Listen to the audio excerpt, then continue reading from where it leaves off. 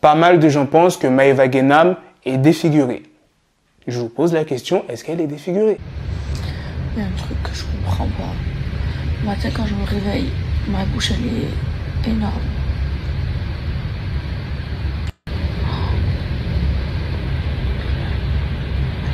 Récemment, elle a pris la parole sur Snapchat, elle s'inquiète pour sa santé. Mes amours, je voulais vous parler d'un truc aussi. Je voulais vous parler de chirurgie esthétique. Je voulais vous donner vraiment mon avis là-dessus. En fait, avant, je faisais trop d'injections. Et du coup, j'avais le visage complètement boursouflé. Vraiment, je mettais trop de jawline ici, j'étais comme ça et tout.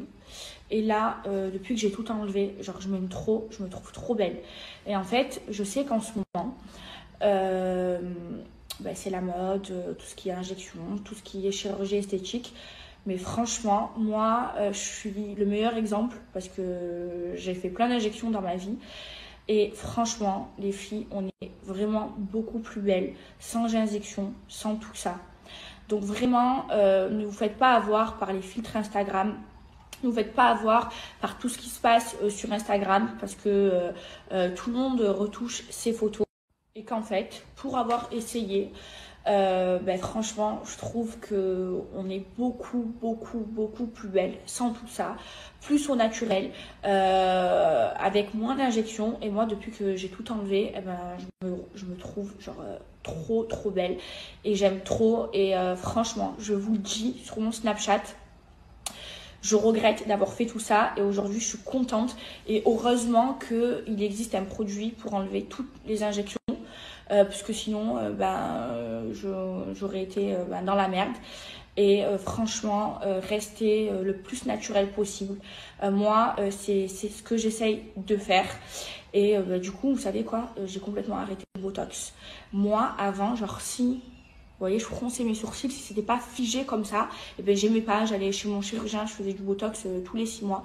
Et là, j'arrête complètement. Et je me trouve beaucoup plus belle en ayant, regardez, là il commence à partir mon Botox. Donc en ayant plus de Botox, en ayant des expressions, regardez, voilà, quand je parle je suis expressive alors qu'avant j'avais aucune expression. Et encore c'est pas parti, mais je remettrai plus de Botox. Et voilà, je vous le dis, maintenant, la seule chose que je ferai une fois par an, c'est mes lèvres. Voilà, c'est tout. Sinon, j'ai tout enlevé et je veux plus rien faire. Et c'est 100 fois plus beau une fille au naturel qu'une fille toute refaite. Ça y est, ça me dégoûte. Et même moi, je le vois, je me sens beaucoup plus belle comme ça. Même vous me le dites. Et même que carrément, je vais vous dire un truc. Je suis en train de réfléchir parce que j'ai plus envie d'avoir des grosses fesses et je suis en train de voir pour enlever mes fesses parce que maintenant je trouve que d'avoir de trop grosses fesses comme j'ai là actuellement, je trouve ça vulgaire. Et donc je suis en train de voir pour enlever mes injections des fesses, pour dégonfler mes fesses.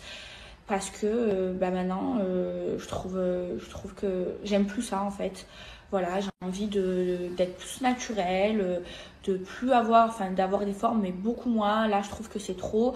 Les trop grosses fesses, je trouve ça vulgaire. Et du coup, je suis en train de voir pour enlever tout ça parce que j'ai envie de, ça y est, je vais bientôt avoir 25 ans, j'ai envie d'être naturelle voilà, la chirurgie esthétique, faut pas en abuser. Et franchement, si je suis suivie par des jeunes, voilà, ne le faites pas parce que regardez, j'ai fait et je suis en train de tout enlever parce qu'aujourd'hui je regrette et je me sens beaucoup mieux comme ça. Voilà. Voilà, par exemple, avant, vous pouvez demander à Akram, hein, si je me mettais trop fil et j'avais du double menton, j'étais pas bien. Maintenant, si jamais mon double menton il revient, je vais m'aimer et je vais m'accepter avec mes défauts et voilà, c'est la vie, c'est comme ça, on a des défauts, voilà, là j'ai des boutons, c'est comme ça. Avant j'avais un bouton, j'étais en panique, j'étais pas bien, il fallait tout le temps que je sois parfaite, non, en fait, non, voilà. Si là j'ai des boutons, c'est comme ça. Si demain je grossis et j'ai un double menton, c'est pas grave, je m'aimerai comme ça. Voilà, mes résolutions 2022. Voilà, je vous montre bien que je suis pas parfaite et que là, tout là, j'attrape des boutons. Et que genre, il y a quelques temps, j'aurais fait une crise. Mais là, ben, je m'en fous, je m'accepte. C'est comme ça, j'ai des boutons. C'est la vie, c'est la nature. Ça ne sera pas la seule news de cette vidéo. Je vais aussi vous parler de rap. Donc sans plus tarder, let's go pour les news. Le rappeur Ziak a annoncé sa tournée baptisée Akimbo Tour qui commencera le 13 octobre 2022 à Rennes, puis ensuite les autres villes de France, mais aussi en Belgique et au Luxembourg jusqu'en janvier 2023. Comme tu peux le voir sur son Insta, il y a 17 dates. La prochaine news est sur Cardi B et Cuban Doll. Les deux artistes sont de nouveau en clash. Là, tu te dis, attends, mais comment ça de nouveau en clash? Elles se sont clashées quand? Eh bien, à l'époque, Offset était accusé d'avoir essayé d'organiser un plan à 3 avec Summer Bunny et Cuban Doll. Bref, je vous explique comment le bif a repris ce week-end. Cuban Doll, elle a partagé une photo d'une tenue léopard qu'elle a portée dans son prochain clip et qu'elle lui avait été inspirée par Nicki Minaj. Et si tu regardes bien la tenue, elle est quand même similaire à la tenue de Cardi B dans le clip WAP. Tout a commencé quand un fan a tweeté « Cardi B donne tellement d'amour à ses rappeuses et elles ne font que de lui manquer de respect sans raison. » C'est triste. Et Cardi B a répondu à cette personne. Demande-moi pourquoi elles me détestent. Elles n'ont pas de raison, ce sont des suiveuses. Mais ce n'est pas grave, tous les haineux n'ont jamais réussi. Et c'est là que le bif a repris.